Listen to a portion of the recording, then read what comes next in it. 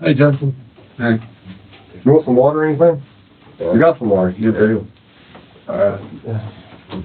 You want to talk to me if I take those off? You gonna behave yourself? Yeah, I ain't, like I told everybody else so far, I ain't going nowhere. Alright. Let me get the keys for you. I'm guessing this is what, or about what y'all talked to me, you ain't heard about the other day. Well, hold on just a second. Let's get everybody's situation comfortable first, okay? Alright. This is 20-year-old Justin Hooker.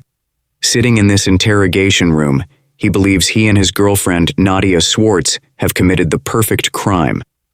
Days earlier, fishermen discovered the body of 27-year-old Kenny Bunn near a bridge at the Conasauga River. Small-caliber bullets from a .22 revolver had ended his life. But as far as Justin knows, there's absolutely nothing linking him or Nadia to the scene. What brought investigators to Justin's doorstep, however, wasn't random chance. Through methodical detective work, they've quietly been building their case, gathering evidence piece by piece. Evidence that Justin has no idea exists. Watch as investigators methodically dismantle that confidence, revealing what Justin doesn't yet know: the perfect crime does not exist. There we go. Thank you. Yes, sir. It feels too great to back of that car with those. Yeah, sorry about that. Listen, we do want to talk to you and realize that there's every time there's two sides of a story. And we've been talking to people about stuff, which you know. Yeah. Before I do, I need to read you something, okay?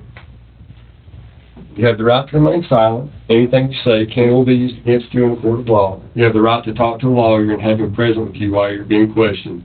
If you cannot afford to hire a lawyer, one will be appointed to represent you before any question if you wish. You can decide at any time to exercise these rights and not answer any questions or make any statements. Do you understand your rights? I do, but wouldn't you do anything? Well, that's fine. But listen, it's just something we have to do because you're here. And we can talk about it more, okay? And at any point you don't want to talk, that's all you got to say, okay? All right, having these rights in mind, would you be willing to talk to me? Yeah. Okay. And you understand your rights, correct? Yeah.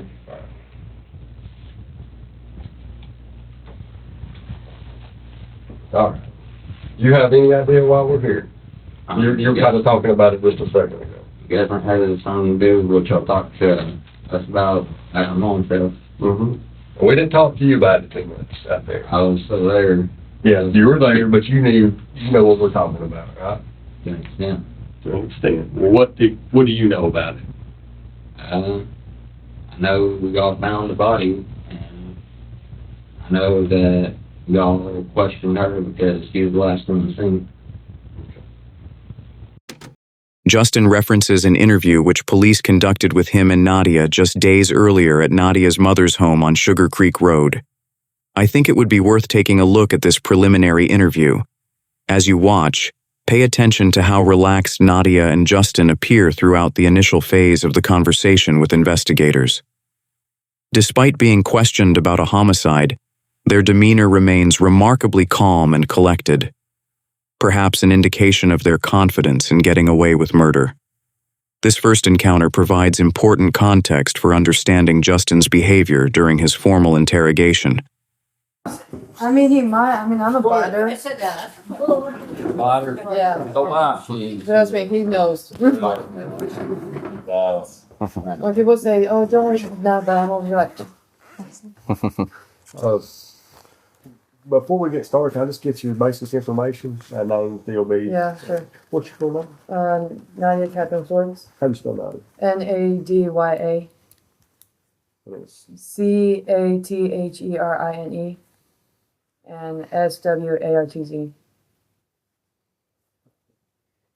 What's your date of birth? February 26, 2000.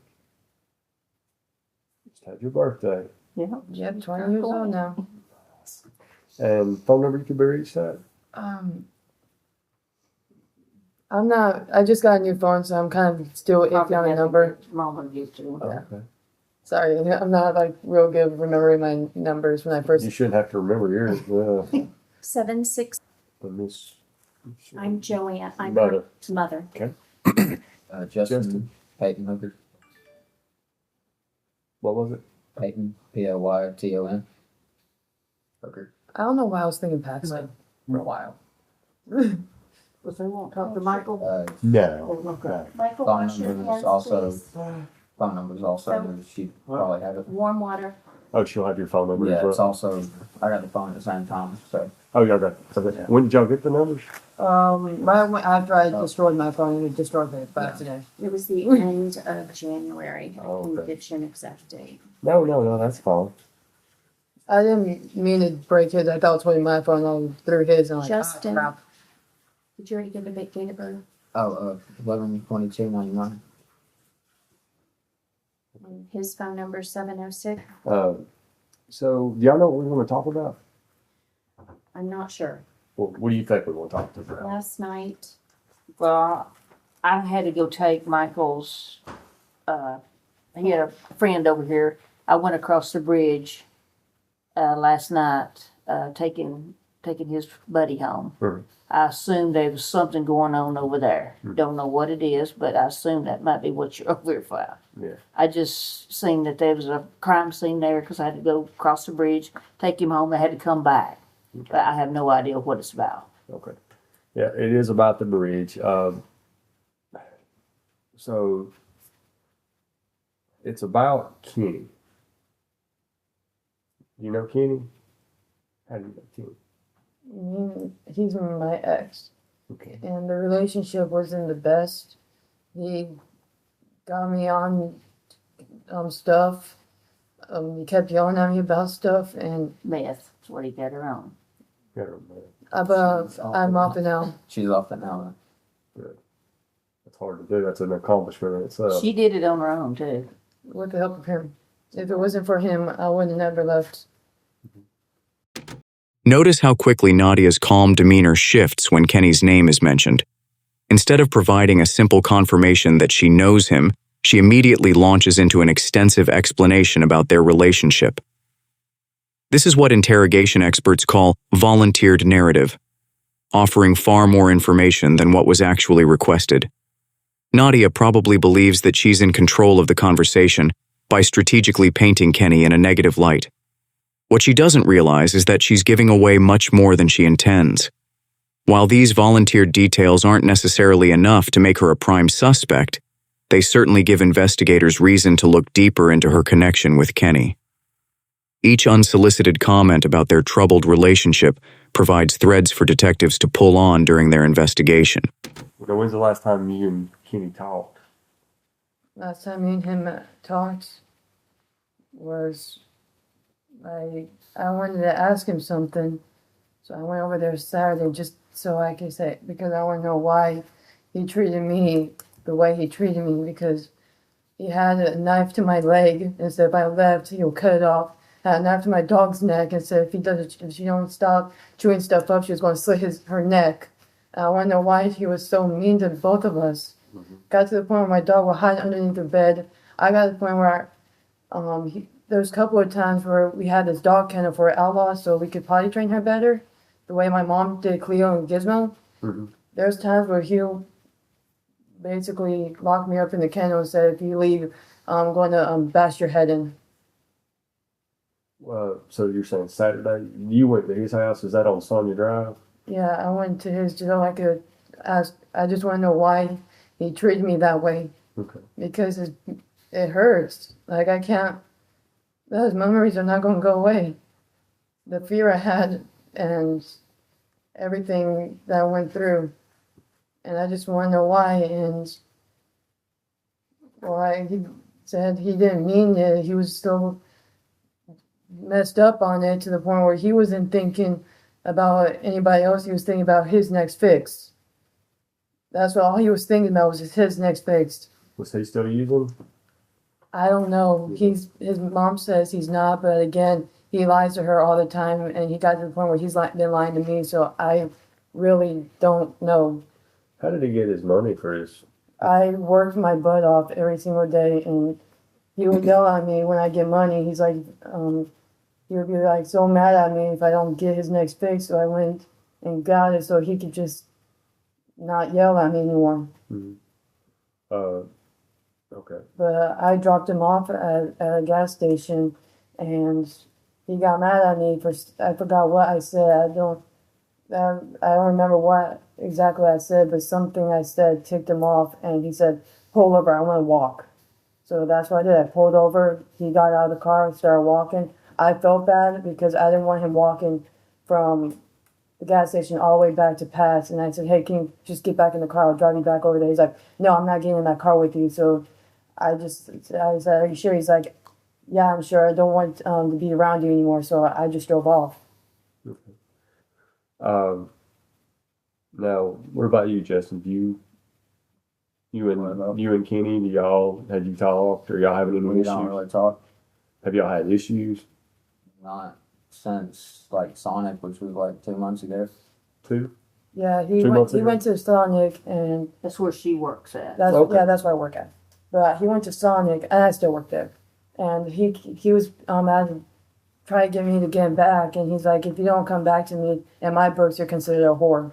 I told him that he just needed to leave her alone, and he ended up driving off after that. Yeah, turned it like whenever he's passed Justin, he smiled, flipped him off, and kept driving.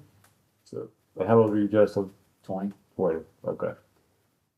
So I know when I was 20, if somebody would have said something like that to my girlfriend, did it get a little bit more animated than that? Like, No, I know.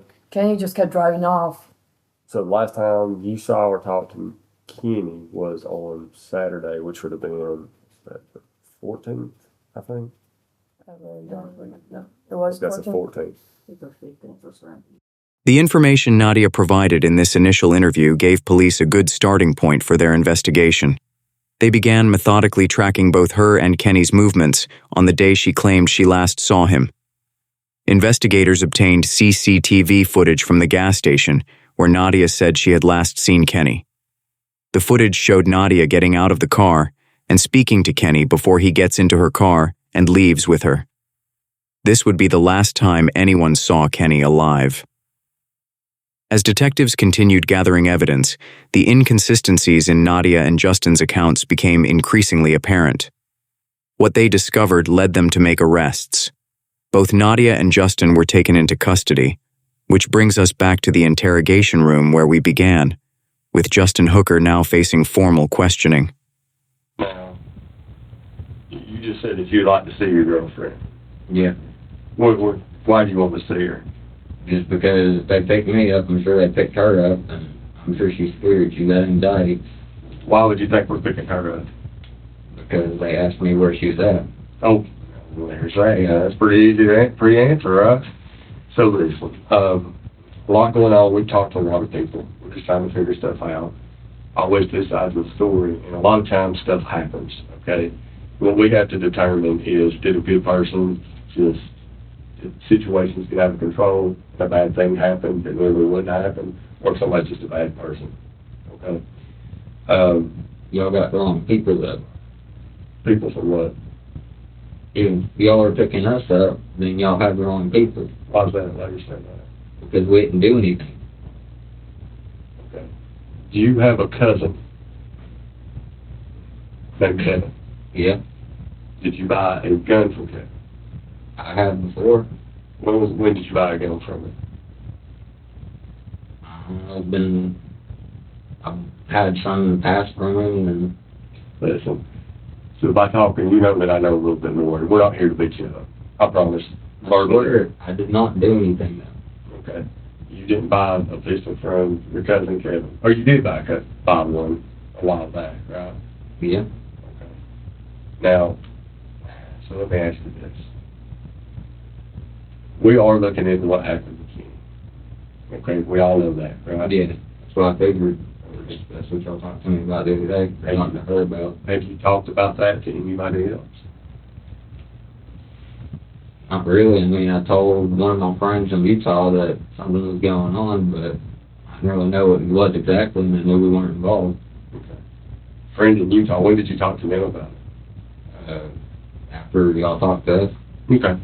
So let's start off, let's do some basic stuff here, okay? But you and Nadia live in the apartments, Skyline Apartments, together. Okay, how does she normally get to work? Now, I was confused. Does her mom come and, She drives her car. is that the Honda, Yeah. the blue Honda CRV, or is an SUV, right? It's not exactly an SUV, but Like a hatchback, what's it? smaller. Yeah, but it's not a car, but it's not like a Tahoe, or it's like right in between, right? And what hours, when does she work? Just whenever. Usually daytime, but So, when, does she work on Saturday? not Saturday, because she was with me Saturday. Oh, so she can work with you when you're working for Whitco? She wasn't supposed to really, but it's our anniversary and I wanted her to ride along. Oh, okay, so just spend time together. Yeah. So she worked with you from 7 a.m. to 1 p.m. Yeah. And you could have been in your truck or your car. Now, so what do? Do you drive from y'all's apartments to Whitco? Yeah. And then you get, I guess, a delivery truck, one of the everyday trucks, do your routes and stuff. What did y'all do once you got done working? What, on Saturday? Yeah, after you got done working, what you did? Just went back to the house. To the apartment on, Yeah. in Dalton? House. Yeah, you know what I mean. What did y'all do when you got there? Just hung out and stuff. It's our anniversary. We're just kind of wanting to watch movies, be close to each other, stuff like that. Gotcha. How long did y'all stay there? Pretty much the whole day. Okay, did you ever leave at any point? You know. What, so just stayed there pretty much? Didn't go out and get any food, Taco Bell, anything like that? No? Well, I don't remember really. If it's That would have been. I can't remember what I had yesterday to eat, so yeah, that's fine. So Sunday, what happened Sunday? Did she have to work at Sonic on Sunday? I think she did. Okay. You don't know for sure though? What did you do Sunday? I went over to my brother's on Sunday. Where does your brother live? He got a new place recently, so I can't tell you the exact address on it. How long did you stay? What time did you get to James's and how long did you stay there? I went over there probably around 7 or 8-ish, something like that. In the morning? No. At nighttime? Yeah. Okay. How long did you stay there? I stayed there most of the night. Okay. So you weren't with Nadia Sunday night? Yeah. Where was Nadia? She, I thought she was at the apartment at first, but So you thought she was at the apartment? yeah. Okay. At first, what did you think? What did you? I mean, I know that she's already told you, that she wanted to see basically why he did whatever he did. And, That kind of upset you a little bit, I could tell. yeah. Because he's not the greatest person. From what Nadia said and from other stuff that we found out. Yeah. With that in mind, you know, so how old are you? 20. So when I was 20, my girl goes back around her ex. Trust me, I'm not. That ain't cool, though. but that ain't cool though, right? So you were thinking she was at the apartment, but obviously she was not at the apartment, right? Right. Okay. So, back to your cousin Kevin that we were talking about earlier. You said you bought a gun from him in the past. What kind of gun did you buy? What kind, like, when? Well, how many guns have you bought from him?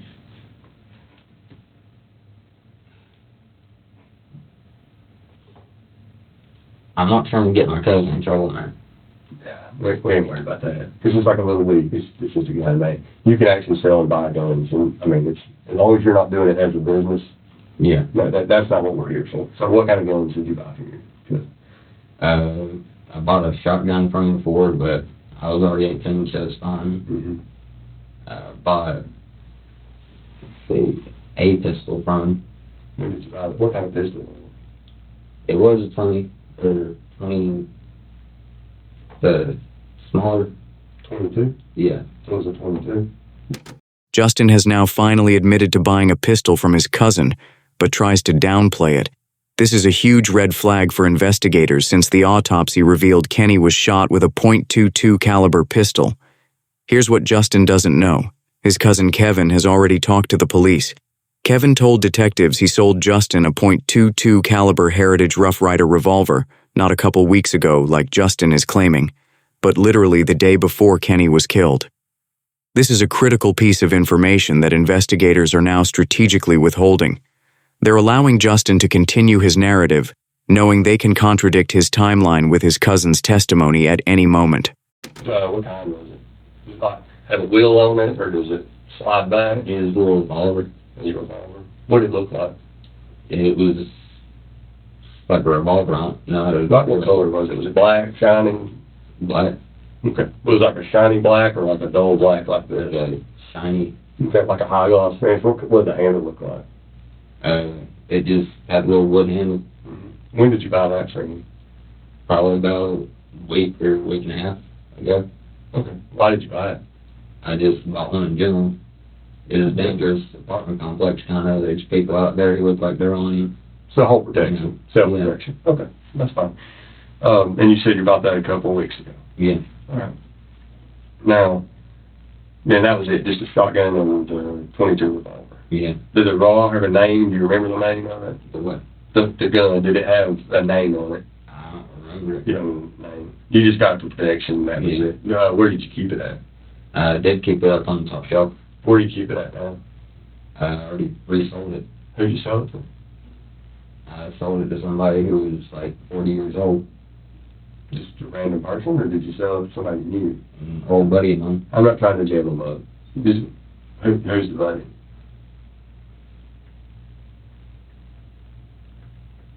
Listen, I know that you bought the gun on Saturday. I know that you didn't say your brothers because I talked to James today. I talked to Kevin today.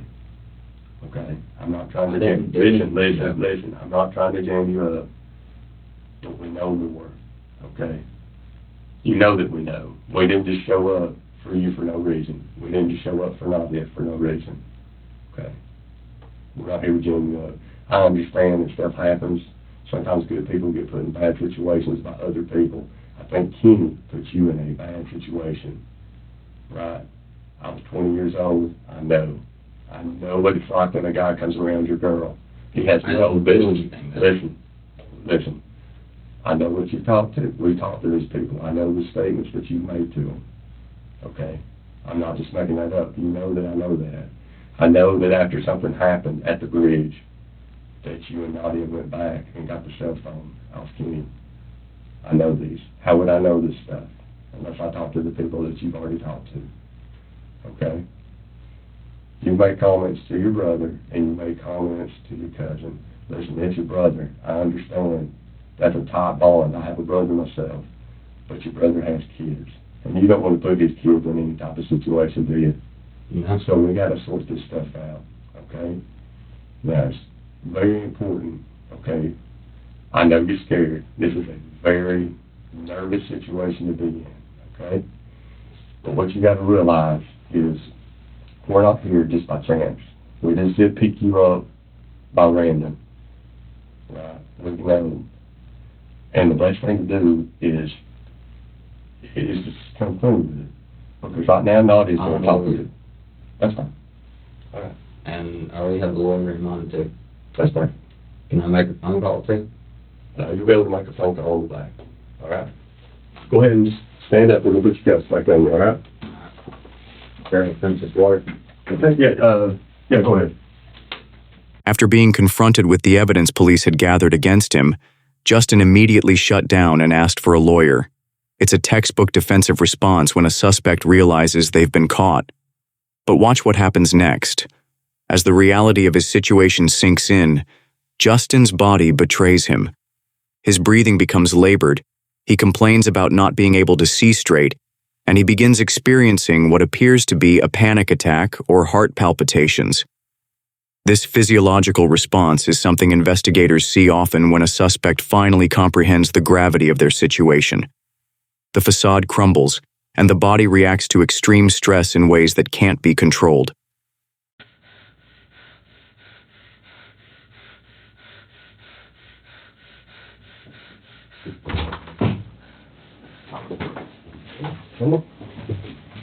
You all right? Okay, fine. All right, come on. Let's get slow breath, okay? Slow breath. Breathe. You call the nurse? Yeah, my girlfriend. Just breathe. Breathe. We got deep breaths. We got to focus on you right now, okay? Just breathe. You can't calm it More down, but important, it's more important than I am. breathe. Raise your heart. Breathe. Deep breath. Slow down. Breathe. Fine. I know. Will it help if you sit down? But we don't want you falling out on us, okay? Moments before Justin asked for a lawyer, detectives warned him that Nadia was going to talk. This wasn't just a psychological pressure tactic, it was already becoming reality. While Justin was having his medical episode in one room, across the building, Nadia was unraveling. I had him in the car with me, You had, Kenny in the car with me, Kenny was in the car with you. and Justin was in the back seat. Justin, did he know Justin was in the back seat? No. Because I just wanted the answers on why he wanted me dead so freaking bad. So, Kenny was under the impression that just you and him were going to be talking. I mean, I'm asking, is that what you're saying? But Justin was in the back seat. Does Justin have a gun in the back seat? Justin didn't have a gun. So, when you guys go to the river, it calms you down. Did Justin stay hid in the back seat Justin stayed in the car. without Kenny ever knowing he was in the car? Okay. Where was he at in the back seat? Just, he was behind Kenny. And How did Kenny not know he was in the back seat? it was dark, and I lights don't really work in the car. And me and Kenny got out because I just wanted to go in the woods. Justin walked behind me just to make sure I was safe. And Still without Kenny knowing, though. Kenny knew. Kenny actually knew he was there because Justin, like, he could hear Justin in the background. Justin actually had it good, to be honest. Now, that's what we want. We want you to be honest.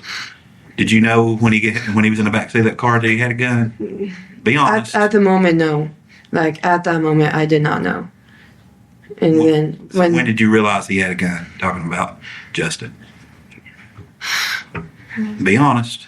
like, right when Kenny came attacking me and said he was going to kill me if I didn't come back with him, I punched him in the stomach. And Kenny was like, "You're going to fucking regret that. And now I'm going to really fucking murder you." And he had that death stare in his eyes, like everything was blank. And after he got up, like, after his stomach stopped hurting, he got back up and he came after me.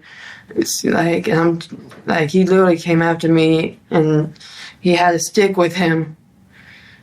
Who had a stick? Kenny. He had a stick with and on him, and running after me. Justin freaked out and basically defended me.